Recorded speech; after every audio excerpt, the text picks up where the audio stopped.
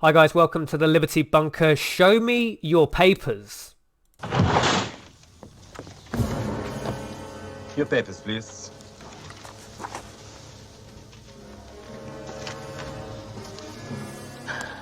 So clip there that could have just as easily been filmed in the United Kingdom in 2020.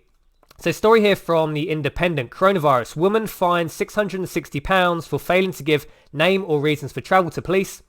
A woman has been fined £660 for breaking new coronavirus laws after the first arrest of its kind at a railway station. Police said Marie Dinal, 41, was reported for loitering between platforms by staff at Newcastle Central Station on Saturday morning. Officers approached Dinal and engaged with her in an attempt to understand her reasons for essential travel. But following several more attempts by officers to explain and encourage, she refused to speak to the officers, a spokesperson for British Transport Police said. Now, this is the United Kingdom. You supposedly have the right to remain silent. This is something that's been in UK common law since about the 17th century. It's fundamentally enshrined, one of the basic core principles of not only the UK, but the foundations of Western civilization itself. You do not need to speak to the police if they question you. This woman, now, if you read further into the story, this woman apparently didn't have a train ticket, so she probably is something of a character that's probably somewhat problematic to the police, shall we say. Now, all that aside, I mean, I think the fine for not having a valid ticket, or I think they called it a fraudulent ticket, not in this Independent article, but I believe Sky News said it was a fraudulent ticket, so whether it was just an out-of-date one, expired. That only carried a £60 fine. The majority of this fine was because she didn't cooperate with the police and tell them where she was going. Essentially, this is quite perverse. This is something that the UK fought tooth and nail for in the late 30s and early 1940s against certain other European nations to prevent this sort of thing happening here. But it's happened. 2020, and coronavirus has done it. A virus with a 99.5% survival rate, and this is the fallout from it.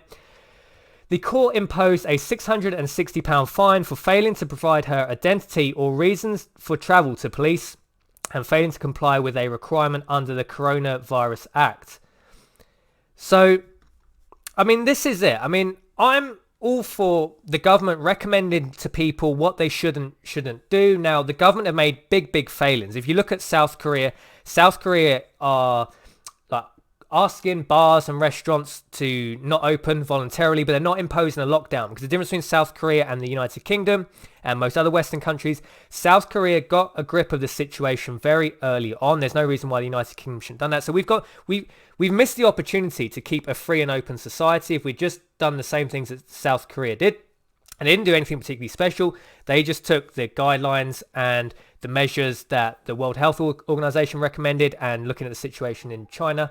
Now we have a situation, we are now living in the United Kingdom, where the police can approach you, ask you for your name, ask you where you're going, and if you do not respond to them, expect something in the region of a £600 fine. This is something we've had since the 1600s in the United Kingdom, one of the first countries to promote this value of the right to remain silent. Now, currently, these coronavirus laws seem to have superseded what is, 400 years of historical tradition in the United Kingdom.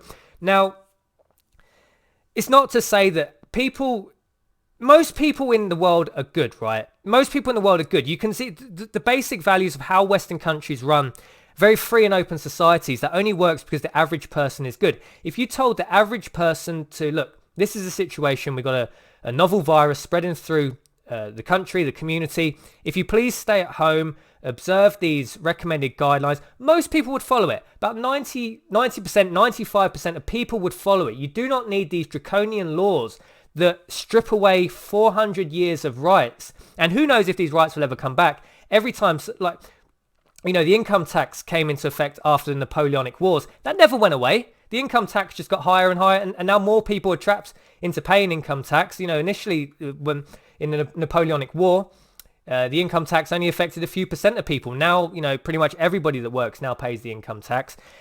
I bet at the time they said, well, we need to fight the French, so we're going to impose temporarily this income tax. That never went away. You worry how much these laws or the rights that the country is now losing.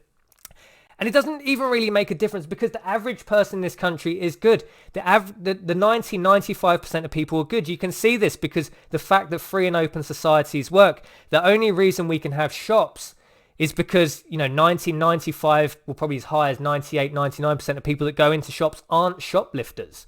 It's actually quite easily go into a shop and steal stuff if you wanted to.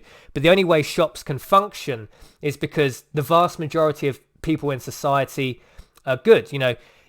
It's quite easy to go and commit a murder in a free and open society, right? But the only reason we don't have murders everywhere is because the average person just doesn't want to do murder. It's not the anti-murder laws really that stop people going out doing bad things. It really comes down to the average person being a good and honest person. These laws that are now coming into effect with coronavirus, they seem to be hugely draconian. Now, I don't recommend people just go out willy-nilly and, come into contact with as many people as they can because it makes sense at this point. I personally still think herd immunity is the long-term goal of the United Kingdom government. Call me skeptical, but I still think that's the ultimate goal. It's what the Dutch are doing. It's what the UK talked about for a long time. But I don't believe these draconian laws that are coming into place now, stripping away, 400 years of rights. Now, if the police come up to you anywhere and wherever you are, you have to tell them who you are, your name, your address, where you're going, what you're doing. This is something I never thought we would see. But there you go, guys. Let me know your thoughts and opinions on this because I think sometimes I'm the only one. I look at social media and so many people asking for the lockdown to be even more vigorous than it is now. I mean, it's essentially a police state. At this point, this is the police state. And now it's just questioning, should we have a police state? Does a virus with a 99.5% survivability warrant the implementation of a police state? Will these laws be unwound? Because nearly every time the government seizes power, it might give a portion of it back, but it generally doesn't. We lost so many freedoms after September the 11th. Now the government routinely record your phone calls, your emails, what you do on social media.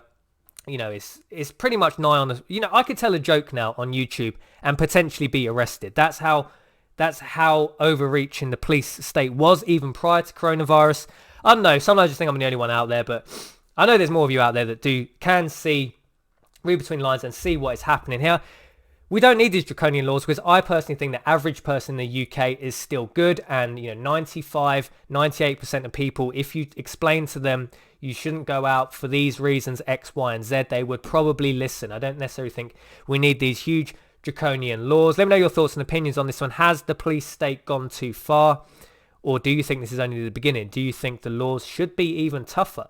I see a lot of people on social media calling for that. Jason from what was the Liberty Bunker, I think it's the police state bunker now, signing off, and I'll see you in the next video.